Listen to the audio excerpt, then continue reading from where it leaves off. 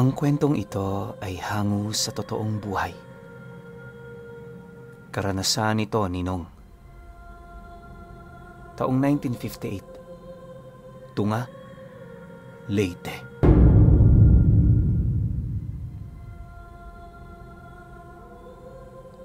Sa isang maliit na baryo sa Tunga, nagmula ang pamilya ni Nong.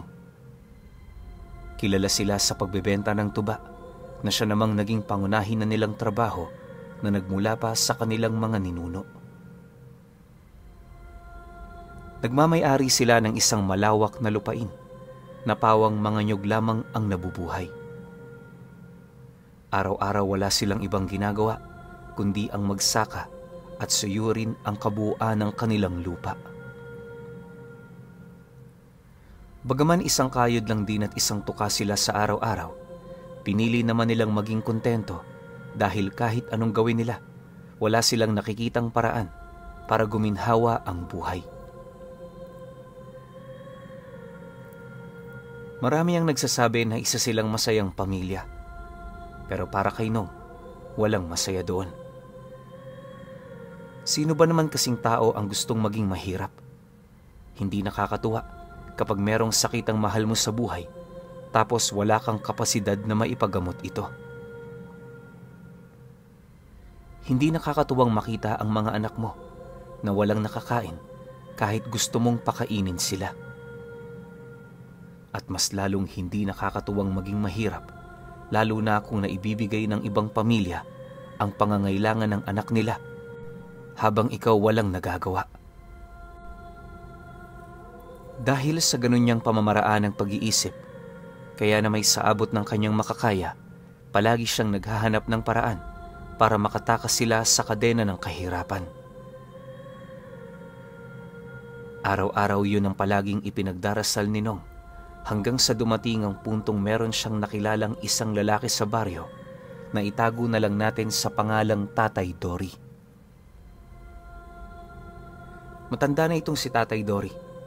Halos magsi-70 anyos na. Nag-iisa rin yun sa buhay dahil sa isa yung antingero sa kanilang lugar.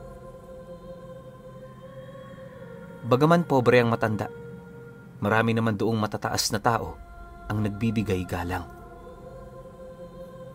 Hindi nila tinitingnan ang kalagayan ni Tatay Dory, sa halip ang kanilang pinagtutuunan ng pansin ay ang kakayahan nito. Sa kanilang lugar kasi noon, tinatawag yung matador. Isang bayarang mamamatay tao at manunugis ng mga aswang sa lugar nila. Lahat ng trabaho niya nakadepende sa ibabayad sa kanya.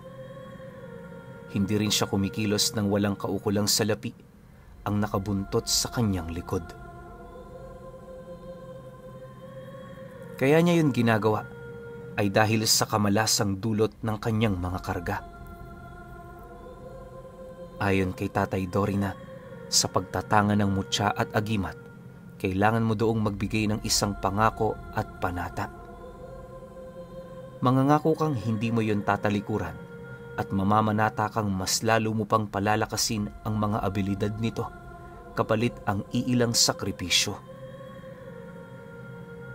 Dagdag pa niya na, likas na sa kanyang mga gamit ang pagiging malas, kaya kahit anong gawin niyang pagtatrabaho ng patas, hindi siya umaasenso sa buhay. Nang hindi na niya maatim ang ganoong sitwasyon, nagdesisyon siyang baguhin ang pamamaraan ng kanyang pamumuhay. Mula sa araw na yon, ipinanganak na rin ang kanyang bagong wisyo na siya namang nakilala ng karamihan bilang si Dory, ang matador ng Leyte. Sa pagsapit naman ng taong ito, medyo kumalma na si Dory. Yung mga parokyano niya kasi, hindi na gaanong lumalapit sa kanya, gawa ng wala na yung kalaban pa. Dahil dito, pinilit naman niyang humanap ng trabaho para matustusan ang kanyang pangangailangan. Pero dahil nga sa malas siya sa negosyo, walang tumatanggap noon sa kanya. Hindi naglaon minabuti na lamang niyang magtanim ng mga gulay at bungang kahoy na makakain sa likurang bahagi ng kanyang tahanan. Araw-araw din pumapanhik siya ng bundok para manila at kumuha ng mga bagay na mapapakinabangan. Isang hapon, habang naglilibot si Nong sa kanilang lupain, nasipat niya itong si Dory na merong kinakaharap na kalabaw na halos gaelepante ang laki. Meron din yung mahabang sungay at sa pag-atungal nito, ramdam na ramdam niya ang galit ng nilalang na yon sa matanda. Makalipas pa ang ilang minuto, nang akmang lalapit na siya rito, bahagya naman siyang natigilan matapos niyang masilayan ang pagsugod ng nilalang na yon. Paglapit naman ito sa kinaroroonan ni Tatay Dory, buong puwersa naman yung sinuwag ng kalabaw, pero paghawak naman ito sa sungay, laking gulat na lamang niya nang masipat niya ang nilalang na yon na hirap ng umusad para itulak ang kalaban niya. Halos magkalubog-lubog na rin sa lupa ang mga paa nito, pero ni isang pulgadang pagpapausog kay Tatay Dory, hindi nito nagawa. Pagkaltok naman niya ng kanyang kamao sa ulo nito, kitang-kita ni Nong kung papaano mabilis na nawala ng malay ang kalaban na yon. Sa pagbagsak naman ito sa lupa, agad namang napasilay sa kanya ang matanda habang dahan-dahang hinuhugot ang daladala nitong talibong. Walang sabi-sabi, buong puwersa naman itong initak ang nilalang na yon na siyang naging sanhi upang tuluyan yung bawian ng buhay. Maya-maya pa, napilitan naman siyang lumapit sa kinaroroonan nito matapos niya yung masipat na kumaway sa kanya. Pagharap naman nilang dalawa, seryoso naman siyang tinanong ng matanda ukol sa kung anong kailangan niya. Nang marinig naman ni Nong ang sinabi nito, naiilang naman siyang sumagot dito ng, wala naman ho. Naglilibot lang ho ako. Dahil nung mga nakaraan, meron ho ditong dumaraang magnanakaw. Nangunguha sila ng nyog na hindi naman nagpapaalam sa amin. Tinutuba ho kasi namin ang mga usli ng bulaklak dito, kaya pinapaiwasan naming paakyatan. Kapag ho kasi natatapakan, nasisira yung daluyan ng tuba. Nga pala, Manong, kaninong kalabaw yung pinatay ninyo? Pasensya na po, pero hindi kasi ako dito madalas na nakakakita ng mga gumagalang hayop. Pagkalahad naman ni Nong ng bagay na yon, malapitan naman niyang tiningnan ng kalabaw na pinatay nito. Sa pagtitig naman niya rito, laking gulat na lamang niya nang masipat niya yung kakaiba ang itsura. Napakabaho din ito at sa estado ng nilalang na yon, parang hindi talaga yun kalabaw. Buong buhay niya kasi, doon pa lamang siya nakakita ng kalabaw na merong pangil. Matatalas din ang mga kuko nito at may mahaba yung balahibo na halos hindi mo naman makikita sa mga kalabaw na madalas na naninirahan sa kanilang lugar. Matapos naman niya yung masilayan, agad naman niyang ibinaling ang kanyang paningin sa matanda para magtanong. Medyo naguguluhan pa kasi siya noon, gawa ng hindi niya pa maisip kung ano ang ginagawa ng matanda sa lugar nila. Nang marinig naman ni Tay Dory ang kanyang sinabi, seryoso naman yung napasilay sa kanya habang sumasagot ng, "Hindi ako kagaya ng iniisip mo, iho. Nagkakamali ka dyan. Alam mo, wala naman akong balak na pumunta sa lugar na ito. Pero hindi ko yun maiiwasan dahil sa dito naninirahan ng demonyong ito. Magpasalamat ka dahil bago pa kayo mabiktima, napatay ko na ang demonyong yan. Marami pang nilalang ang naninirahan sa lugar na ito na hindi ninyo inaasahan. Kaya kung ako sa inyo, simulan nyo ng mag-ingat kapag pumupunta kayo rito. Kasabay ng pagwika ng matanda ay ang dali-dali naman itong pagtali sa bangkay ng kalabaw na kanyang napatay. Matapos naman yung gawin ni Taydori, agad naman niyang tinahak ang daan papalabas ng lupain ni Lanong. Nang masipat naman niya ang ginagawa nito, minabuti naman niyang wag na yung pigilan, gawa ng wala naman siyang ibang nakitang dala nito maliban sa hila-hila nitong katawan ng hayop. Hindi naglaon nang tuluyan na yung makaalis sa kanyang kinaroroonan, kampante naman niyang binaybayang daan patungo sa dulong parte ng nyugan. Sa kanyang paglalakad, wala naman siyang ibang napansin kung hindi ang malalakas na pagsimoy ng hangin. Medyo malalim na dinoon sa lugar na kinaroroonan niya, kaya kahit alauna na ng hapon, madilim na. Makalipas pa ang ilang minutong paglalakad, tuluyan na ngang narating ni Nong ang dulong parte ng lupain nila. Kagaya ng inaasahan, wala naman siya doong ibang nakita maliban sa mga puno ng nyog na merong hitik na bunga. Dahil sa panunuba talaga noon ng kanyang pakay, agad naman niyang inakyat ang mga nyog na merong mga bulaklak. Sa sobrang abala noon ni Nong, halos inabutan na siya ng 5:00 ng hapon sa lugar bago niya natapos ang kanyang trabaho. Subalit nang akmang uuwi na siya, meron siyang nasipat na isang lalaking naglalakad patungo sa gitnang bahagi ng nyugan. Dahil dito, walang pagdadalawang isip naman niya yung sinigawan at kasabay nito ang mabilis niya doong paghabol, dala-dala ang kanyang sanggot.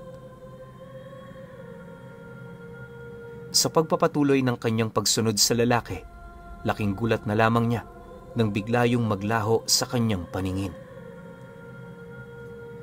Hindi niya mawari kung ano ang ginawa nito, pero kitang-kita niya kung papaano yun tumagos sa mga katawan ng puno na kanilang dinaanan.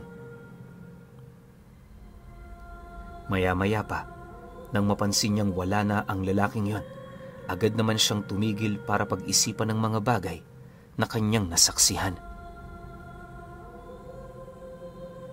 Hindi naglaon, pagbaling naman niya sa kanyang likod, doon na siya unti-unting nakaramdam ng kaba, gawa ng yung lugar na napuntahan niya, bagong-bago sa kanyang mga mata.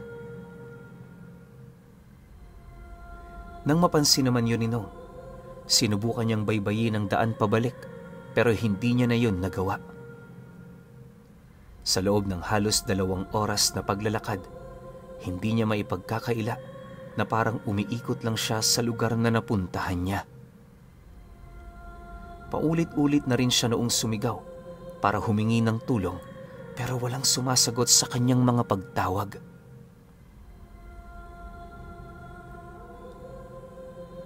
Sa pagsapit naman ng gabi, nanatili pa ring nasa loob ng nyugan itong si Nong.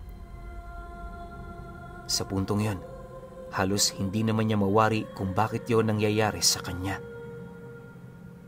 Ayon sa kanya na, buong buhay niya, hindi pa siya nakaranas na maligaw sa lupain nila.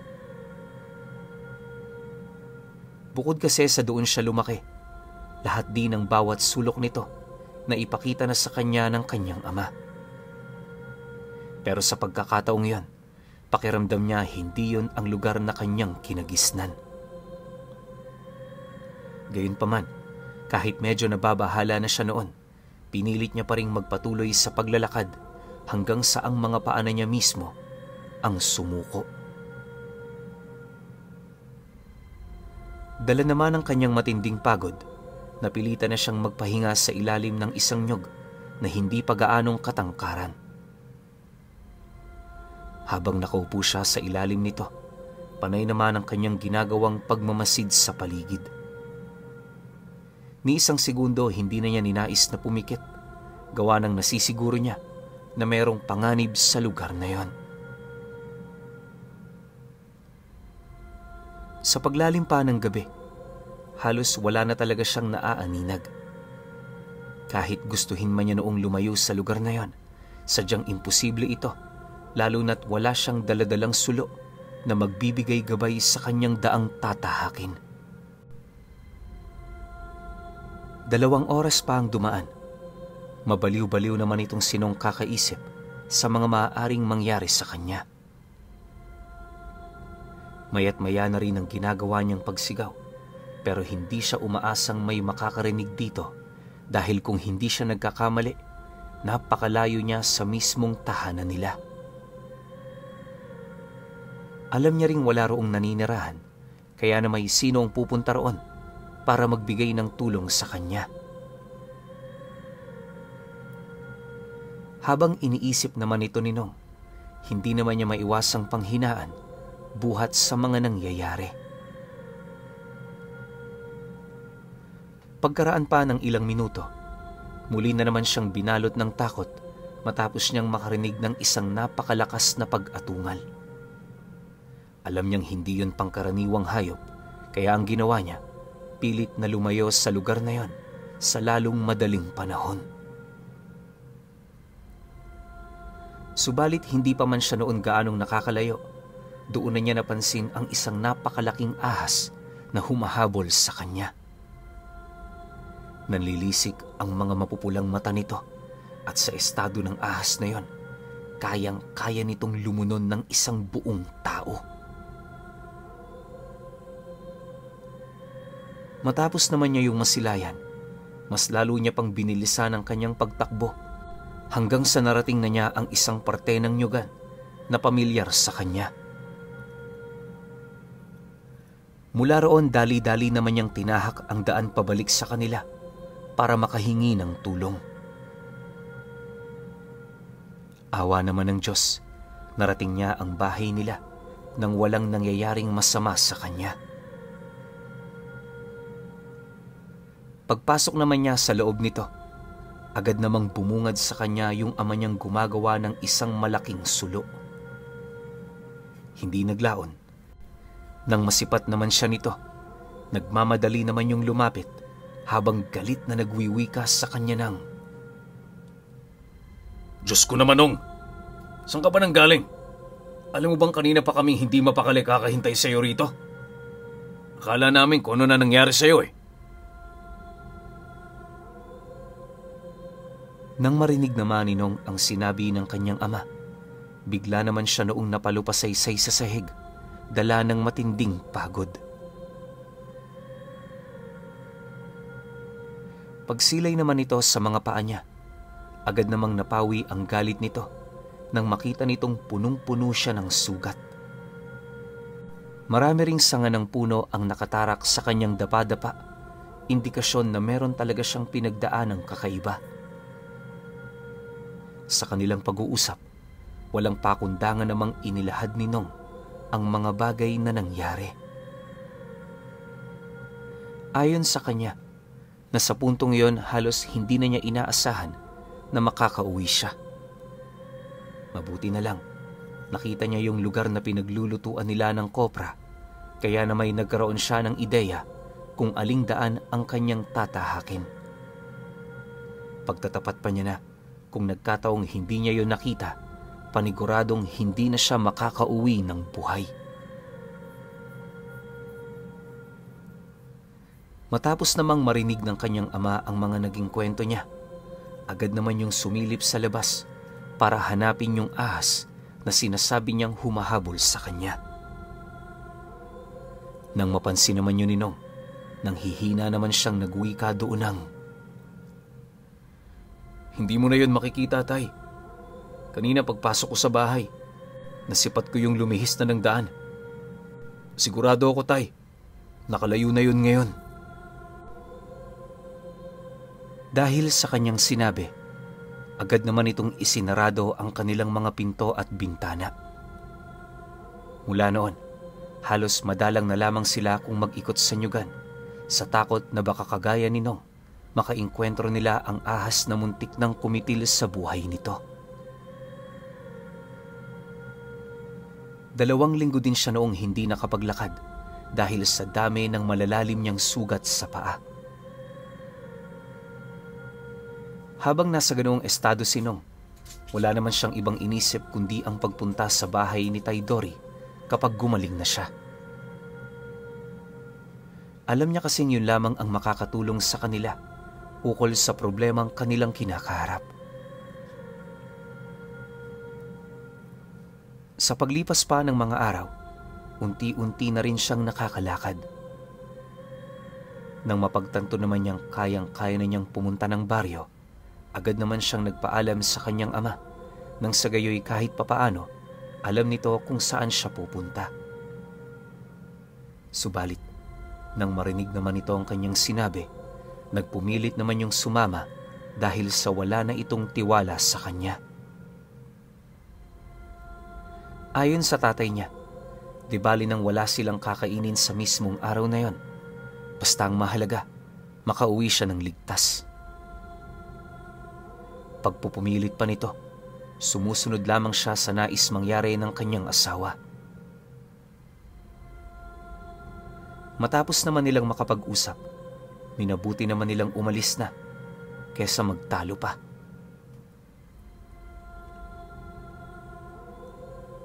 Makalipas pa ang ilang minutong paglalakad, narating na nga nila ang isang maliit na burol kung saan naroon ang matandang hinahanap nila. Maya-maya pa, pagpasok naman nila sa loob ng bahay nito, agad naman silang sinalubong ni Taydori na meron daladalang malaking sandok. Sa paglapit naman ito sa kanilang kinaroroonan, walang pagdadalawang isip naman sila nitong pinatigil habang seryoso yung nagwiwika sa kanila ng,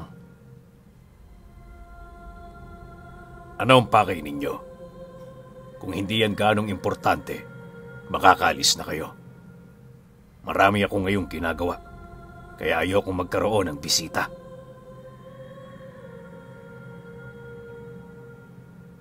Matapos naman itong makapagsalita, ramdam naman nila Nong ang tila bang pagkayamot sa kanila ng matandang yon.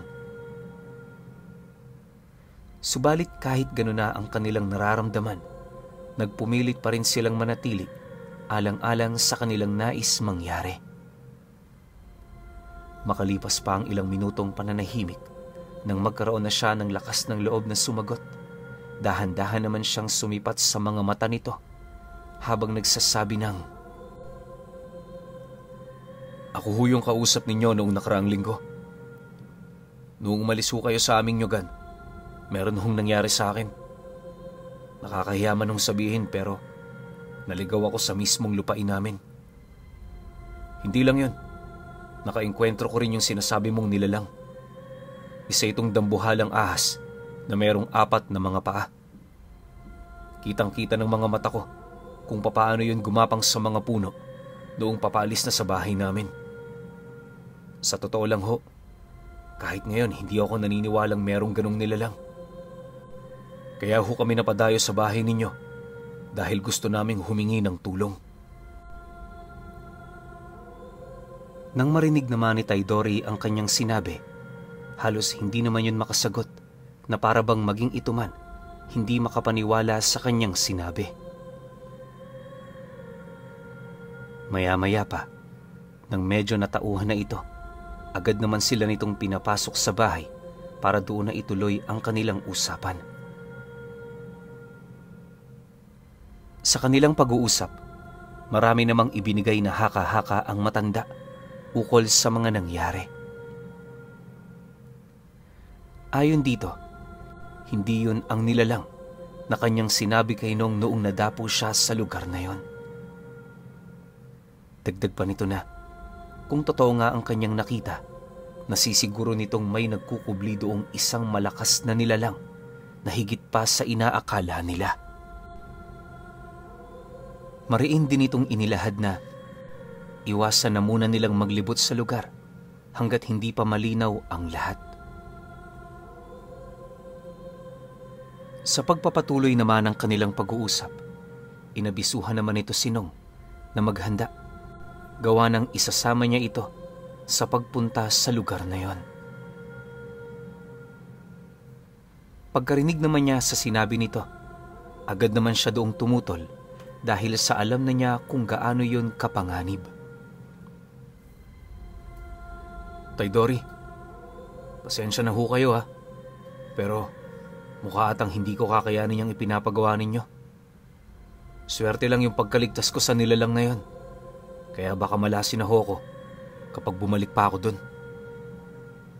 Reklamo ni Nong sa matanda. Nang marinig naman ito ang kanyang sinabi, dali-dali naman yung lumapit sa kanya na para bang hindi nito nagustuhan ang kanyang sinabi. Sa pagtitigan naman nilang dalawa, kitang-kita naman niya sa pagmumukha ng matanda ang tila bang hindi nito maipagkakailang galit. Maya-maya pa, bigla naman siya nitong hinawakan sa kwelyo ng kanyang damit habang galit na nagwiwika sa kanya ng, "Yang sinabi mo, kabastusan yan para sa taong hinihingian mo ng tulong. Ganito na lang, kapag hindi ka sumama, hindi ko kayo tutulungan. Bahala kayo sa buhay ninyo. Malapa man kayo ng demonyong yon, wala akong pakialam. Ikaw ang magdesisyon, bata, kung ano ang gusto mong mangyari. Kung sa tulong lang, huwag kayong mag-alala. Tutulong ako. Pero syempre, kailangan ko rin ng kapalit. Alam ko namang wala kayong mga pera. Kaya para hindi ko na kayo singilin, kailangan mong sumama." Matapos naman itong makapagsalita, agad naman sila nitong pinaalis. Bago naman sila tuluyang makalayo ng bahay nito, mariin naman sila nitong pinaalalahanan na maghihintayo ng sagot nila sa pagsapit ng susunod na araw. Nang marinig naman nila Nong ang sinabi nito, tahimik lang naman silang naglakad papalayo. Hindi naglaon, nang makalayo na sila sa bahay ng matanda, mariin naman niyang pinag-isipan kung ano ang kanyang isasagot sa alok nito. Sa pagsapit ng gabi, habang nagpapahinga na ang kanyang pamilya, mariin naman niyang pinag-isipan ang mga bagay na gagawin niya. Marami rin kasi siya noong isinaalang-alang. Pilit niya noong tinitimbang kung alin ang mas mahalaga, ang buhay niya ba o ang kaligtasan ng kanyang pamilya. Pagtungtong ng sumunod na araw, hindi pa man tumitilaok ang manok, gising na itong si Nong. Habang nagkakape siya noon, sa labas ng kanyang silid, buo na noon ang kanyang pasya, ukol sa mga gagawin niya. Pagising naman ng kanyang ama, agad naman niya yung kinausap ukol sa pagnanais niyang sumang-ayon sa nais mangyari ni Tay Dory. Nang marinig naman ito ang kanyang sinabi, pinilit pa nitong makipagtalo sa kanya, pero wala na din yung nagawa dahil kahit anong gawin nito, hindi na nito kayang tibagin ang kanyang desisyon. Naniniwala kasi siya noon na kapag hindi siya gumawa ng paraan, maaaring isa yon sa magiging dahilan ng tuluyang pagbagsak ng kanyang pamilya. Sa isip-isip niya, naghihirap na nga sila. Kaya kung magkataong hindi pa nila makukuhanan ng pangkabuhayan ang lupain nila, maaaring mamatay sila noon sa gutom. Dahil sa kanyang sinabi, kahit papaano naunawaan naman ito ang nais niyang mangyari.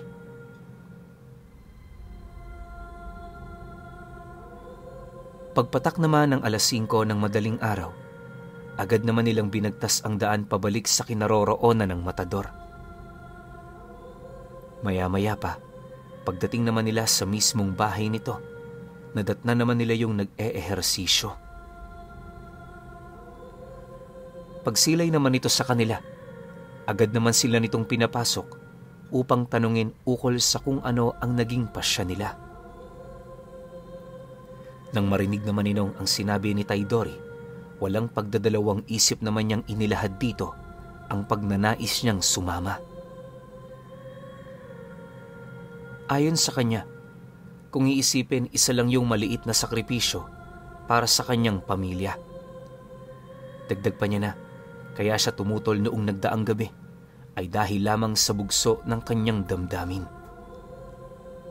Pagtatapat pa niya na, inunahan lang siya noon ng takot kung kaya't hindi niya naisip ang mga bagay na maaaring mangyari sa kanila sa oras na hindi siya sumang-ayon sa kagustuhan ng matanda. Matapos naman niya yung mailahad, bahagya namang napatahimik itong si Taydori na parabang hindi yun makapaniwala sa kanyang sinabi. Maya-maya pa, bigla naman itong hinawakan ng kanyang balikat habang masayang sumasagot ng, Buti naman at naunawaan mo na ang ibig kong sabihin. Mamayang gabi babalik tayo sa lupain ninyo. Ngayon pa lang, nais ko nang ihanda mo ang sarili mo.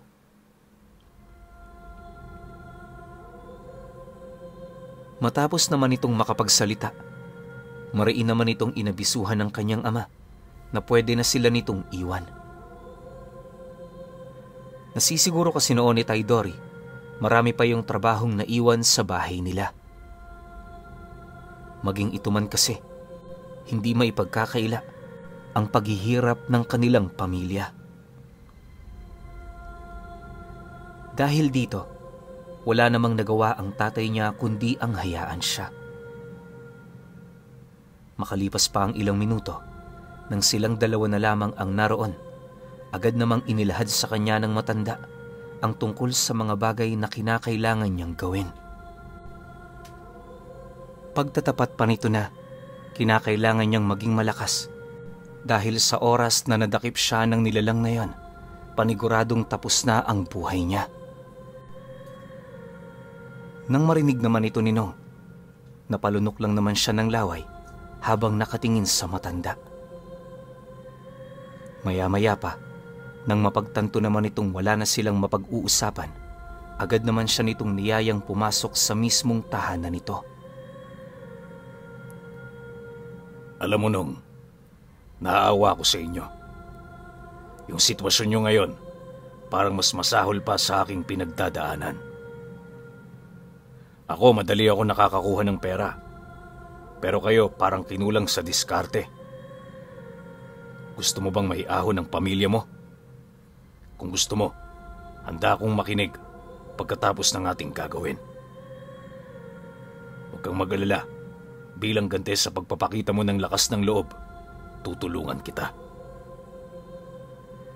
Alam mo naman siguro, di ako babansagang matador kung wala akong nagawa. Wika ni Taydori sa kanya.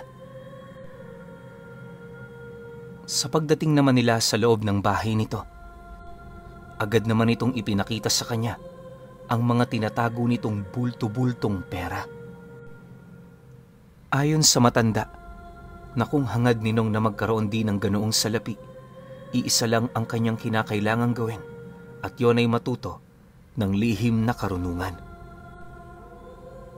Dagdag pa nito na, sa mundong ibabaw, tanging kapangyarihan ang pinagmumula ng lahat. Kung may kakayahan kang hindi kayang gayahin ng iba, lamang mo yun sa kanila.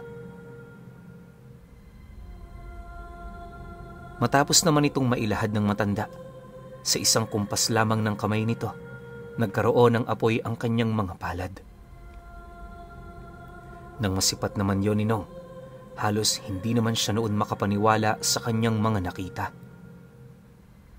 Pakiramdam niya pinaglalaroan lang siya ng kanyang wisyo, pero alam niya sa kanyang sarili na hindi yon maitatanggi ng kanyang utak. Dagdag pa niya na, sa buong maghapong yon, maraming ipinakitang kagilagilalas na bagay ang matanda. Sa maniwala man kayo o hindi, kitang-kita niya yung pumatong sa dahon ng saging na hindi man lang yon nababali. Nakipagbunurin yon sa mga alaga nitong kalabaw, maging sa mga bakang nanginginain sa tabi ng bahay nito. Ayon pa kay Nong na, sa halos ilang oras niyang pananatili kasama ang matanda, doon niya tuluyang napatotohanan na hindi basta-basta ang abilidad nito. Sa pagsapit naman ng hapon noong mismong araw na yon, hindi pa man gaanong lumulubog ang araw, kasalukuyan na nilang tinatahak ang daan patungo sa nyugan. Bitbit noon ni Nong ang iilang gamit ni Taydori, kagaya ng itak, mga punyal at mga taling panggapos umano nito sa ahas. Maya-maya pa, nang marating na nila ang lugar na pupuntahan nila, agad naman niyang naramdaman ang tila bang pag-iba ng ihip ng hangin. Sa isang kisap mata, napansin niya noon ang mabilis na pagbabago ng lugar na kinaroroonan nila. Hindi niya mawari pero sa sobrang bilis nito, pakiramdam niya dinala sila sa ibang dimensyon kung saan naninirahan ang nilalang na yon. Makalipas pa ang ilang minutong pagmamasid, doon na unti-unting naalarma sila Nong dahil sa iilang mga atungal na kanilang naririnig. Ang ikinakatakot niya pa noon, bukod sa malapit lang ito, ramdam niya ring hindi pipitsuging nilalang ang papalapit sa kanila. Nang mapansin naman yun ni Taydori, dali-dali naman itong kinuha ang itak tapos yung lubid na mahaba. Matapos nun, inabisuhan naman siya nitong magtago sa isang puno kung saan malapit lang din sa kinaroroonan nito. Pagkarinig naman ni Nong sa sinabi ng matanda, agad naman niya yung sinunod sa takot na baka makita pa siya nung nilalang na sumusugod sa kanila. Ilang minuto pa ang lumipas, doon na nga tuluyang nagpakita ang isang higanting ahas. Malauling ang kulay nito at meron yung mga nanlilisik na mga mata. Sa may bandang ulo naman ito, meron siyang nakitang isang lalaking nakatayo na tila bang yon ang nagkokontrol sa nilalang na yon. Kagaya rin ng ahas, meron din yung abnormal na pangangatawan na para bang hindi yun isang pangkaraniwang tao. Maya-maya pa, paglapit naman ito sa kinaroroonan ng matanda, mabilis naman yung sumugod dahilan para magsibuwalan ang iilang maliliit na puno sa paligid. Nang masipat naman yun ni Taydori, buong puwersa naman niyang sinalubong ang nilalang na yan, sabay unday ng taga sa mismong nguso nito. Habang nakikipagbuno siya rito, panay naman ang pagpapakawala niya ng lubid na halos hindi naman gaanong napapansin ng ahas dahil sa liit nito. Hindi naglaon, nang maisakatuparan na nito ang kanyang plano, dali-dali naman yung lumayo sa nilalang dahilan para sundan siya nito. Ngunit hindi pa man noon nakakalayo si Taydori sa kinaroroonan ng ahas, bigla naman yung umupo sa mismong harapan nito. Nang masipat niyang ilang metro na lamang ang layo nito sa kanya, meron itong iniihip na mga sinulid sa hangin dahilan para tumigil ang nilalang sa paggalaw. Paulit-ulit pa yung nagpupumiglas pero hindi yun sapat para tuluyan siyang makawala sa abilidad nito. Maya-maya pa, pagtayo naman ng matanda, agad naman yung umihip ng dasal sa hangin at kasabay nito ang pagwika nito sa nilalang ng, "Hindi mo ba napansin? Kanina pa kita nahuli. Ngayon para kang isang insektong nadakip ng sapot ko." Matapos naman niyang mailahad ang mga katagang yon, laking gulat na lamang ng nilalang nang masipat nito ang napakaraming makapal na sapot na nakapulupot sa kanyang alaga. Dahil sa pangyayaring yan, wala na nga itong nagawa kundi umalis sa ulo ng higanting ahas. Paglapag naman ito sa lupa, agad naman itong inihipan ng dasal ang alaga nito na siyang naging sanhi upang manumbalik yon sa dati nitong anyo. Sa pagbalik naman ng katahimikan sa paligid, Doon na unti-unting naging malinaw kay Nong ang totoong wangis ng nilalang. Ayon sa kanya, na ang taong nakasakay sa ahas ay isa palang babae. Napakabata pa nito pero sa estado ng anyo nito, parang napakarami na yung karanasan sa pakikipaglaban. Hubot-hubad din ito subalit nagtatago sa kanyang katawan ang kanyang kasarian. Bitak-bitak na rin ang balat ng nilalang ngayon at meron itong napakapangit na itsura. Nakalabas na rin ang mismong panga nito at kapag naglalakad yon, sinusundan ito ng napakaraming insekto. Sa pagpapatuloy naman ng kanyang pagmamasid, kitang-kita niya sa pagmumukha ni Taydori ang tila bang pagkaalangang sumugod. Bagaman hindi siya sigurado, malakas ang kanyang kutob na itinuturing nitong kapantay sa lakas ang nilalang na kanyang kaharap. Maya-maya pa, nang masipat naman ang nilalang na papasugod na ang matanda, bigla naman itong itinaas ang kaliwa nitong kamay habang nagwiwika yun doon ng, "Sandali lang! Ikaw naman napakainit mo. Hindi ka man lang ba naawa sa akin? Ganyan na ba talaga kahalang ang kaluluwa mo? Pati isang dalaga papatayin mo?" Kasabay ng pagwika nito ay ang dahan-dahan naman itong paghugot ng isang punyal na nakalibing sa bunganga nito. Pagkakuha naman doon ng nilalang, doon pa lamang sumagot si Taydori ng,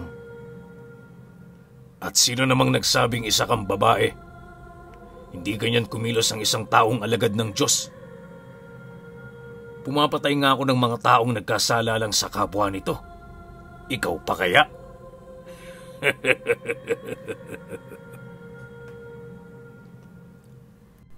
Nang marinig naman ng nilalang ang sinabi nito, doon na yun umatungal ng napakalakas, dahilan para mag-umpisa na ring sumugod ang matanda. Sa isang iglap, nagkaroon ng pagbubuno ang dalawa na halos ikawasak naman ng nyugan.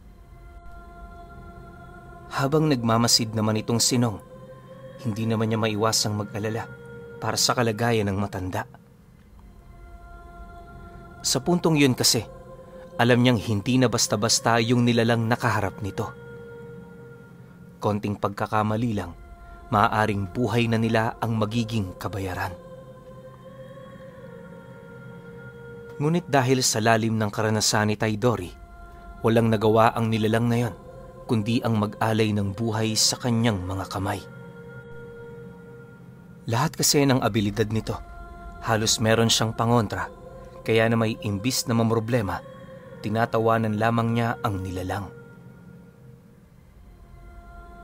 Nang mapansin naman yon ng dalaga, pasimple naman itong gumawa ng paraan para makatakas, pero bago pa man yun makapasok sa butas na ginawa ng mga insekto nito, nagawa niya na yung maitali sa huling lubid na kanyang hawak. Paghila naman niya sa nilalang na yan, nagpupumilit pa yung magpumiglas pero hindi naglaon, nagawa ring mangibabaw ng kanyang pisikal na lakas.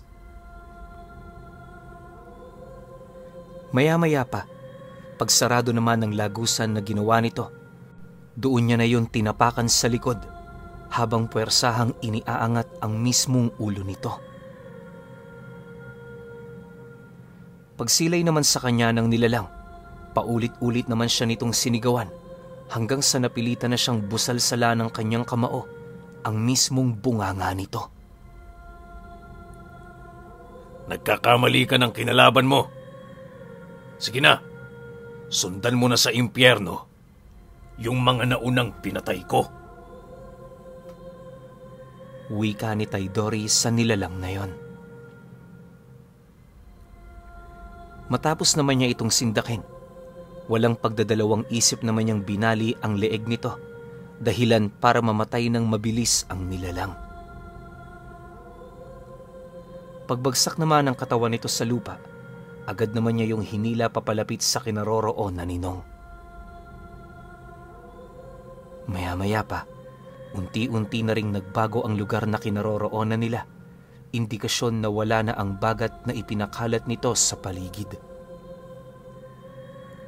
Sa paglapit naman niya sa kinaroroonan ng matanda, agad naman itong isinalaysay sa kanya ang tungkol sa mga nangyari.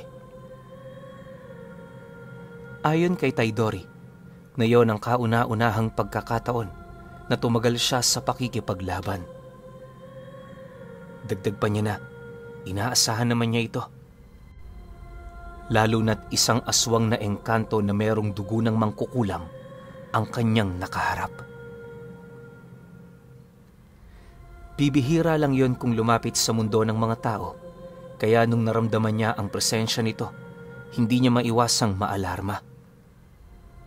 Dagdag pa ni Taydori na, yun ang dahilan kung bakit binigyan niya ng babala si Nong noong unang pagkikita nila.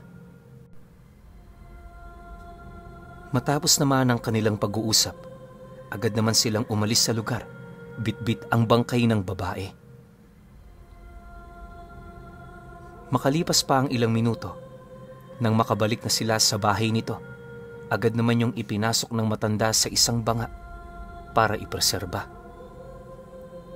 Ayon dito na, ilulubog niya muna yon sa isang espesyal na langis bago ibilad sa araw. Ang gagawin niya kasi rito, pipigilan niya ang pagkaagnas ng katawan nito para gawing koleksyon. Isa yon sa mga pinagkakalibangan ni Taydori sa oras na nakakapatay siya ng mga nilalang na itinuturing niyang malakas pagdating sa lihim na karunungan. Dagdag pa nito na, kaya niya yun ginagawa ay dahil sa tuwing nakikita niya ang bangkay nito, naaalala niya ang kanyang mga nakaraan.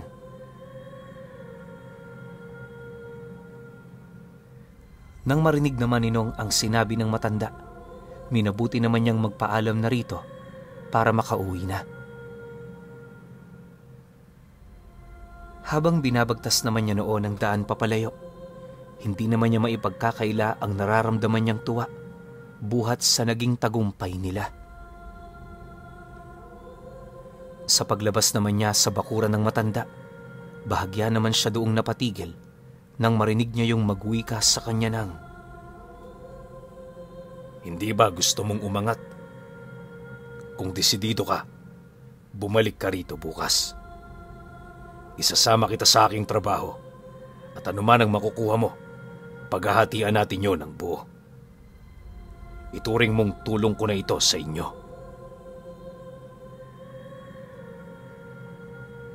Dahil sa sinabi nito, napangiti lang naman itong si Nong buhat sa tuwang kanyang nararamdaman. Sa pagsapit naman ng sumunod na araw, dinala siya ni Taydori sa Karatig Baryo para pumatay ng mambabarang. Nanggagamot din yun sa lugar na yon, kapalit ng isang bungkus ng pera. Pag-uwi naman ito sa kanila, agad naman itong siningil ang kanilang kababaryo na humingi ng tulong dito. Pagkatapos ng mga pangyayaring yon, doon na nagwakas ang araw nila. Sa halos ilang oras lang, humigit sa 2,000 yung naging hatian nila. Kahit hawak niya na ito, hindi naman siya noon gaanong makapaniwala dahil pakiramdam niya na nanaginip lang siya.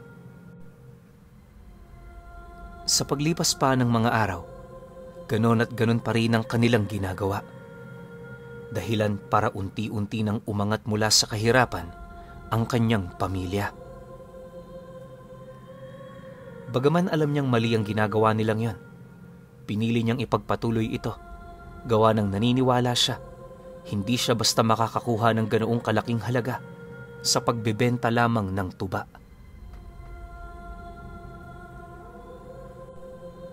Buwan at taon pa noon ang lumipas, napakalaki na ng ipinagbago ng buhay ni Nong. Dati, nakatira sila noon sa gilid ng nyugan. Ngayon, nasa sentro na sila, masaganang namumuhay kasama ang mayayamang pamilya. Magmula rin noong nagsama sila ni Taydori, itinuring na siya nitong tagapagmana ng lahat ng karunungan nito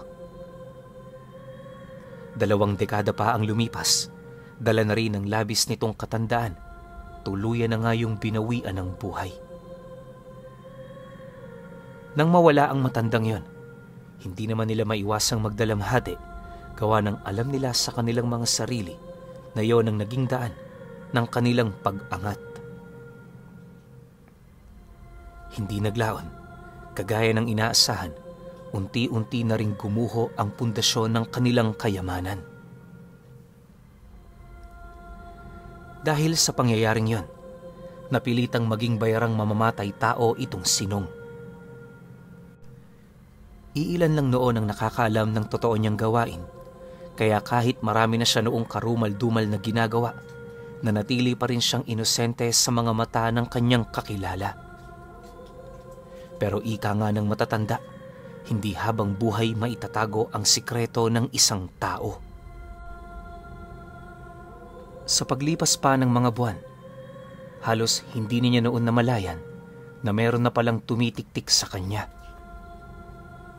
Nang masukol siya nito, napagtanto niyang isa din pala yung albularyo.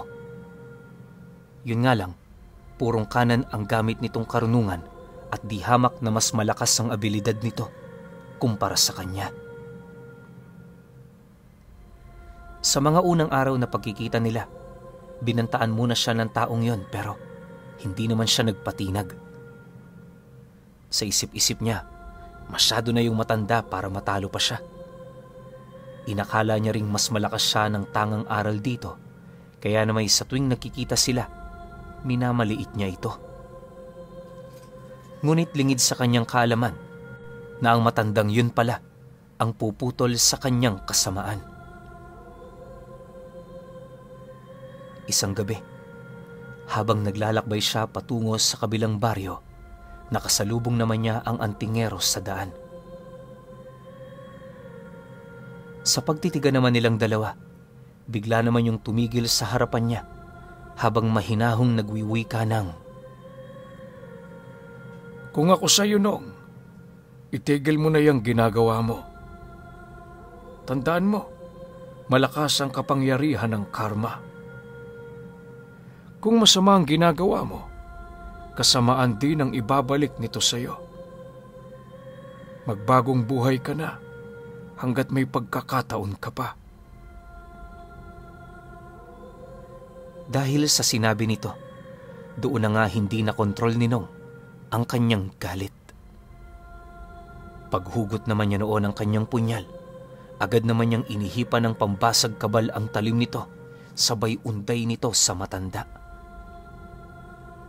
Subalit bago pa man lumapat ang kanyang armas, laking gulat na lamang niya nang salagin niyo ng albularyo, gamit-gamit lamang ang isang maliit na bote na kulay kayumanggi. Pag-ihip nito ng usal sa bagay na yon, bigla naman itong hinigop ang kanyang armas, dahilan para mapasok din sa loob ng bote ang kanyang katawang lupa. Matapos ang mga pangyayari, hindi naman yun matanggap ni Nong, kaya sa abot ng kanyang kakayahan, pinilit niyang basagin ang sumpa nito. Subalit, sa paglipas pa ng mga araw, linggo at buwan, wala pa rin siyang nagagawa para makawala. Upang hindi na rin siya makita ng kanyang pamilya, inilayo siya ng matanda sa lugar nila para ligtas na maipagpatuloy ang kanyang parusa. Ayon sa albularyo, na sa tuwing gabi kapag nagdadasal siya, naririnig niya itong Sinong na nagbabahagi ng mga karanasan nito sa buhay. Magmula nun, unti-unti niyang nalaman ang katotohanan sa talambuhay nito na halos maging siya man, hindi niya inakalang napakasalimuot pala ng nakaraan nito. Bagaman alam niyang isang mabuting anak itong Sinong, wala pa rin siyang magagawa kundi parusahan yon. Masyado kasi yung nabulag sa kayamanan na siya namang nagtulak sa kanya para gumawa ng masama. Magpahanggang sa ngayon pinuno, naniniwala ang disipulo ng albularyo na buhay pa itong Sinong ang siyang nag-iisang nagtangan ng kakayahan ni Tatay Dory, ang sikat na matador ng Leyte.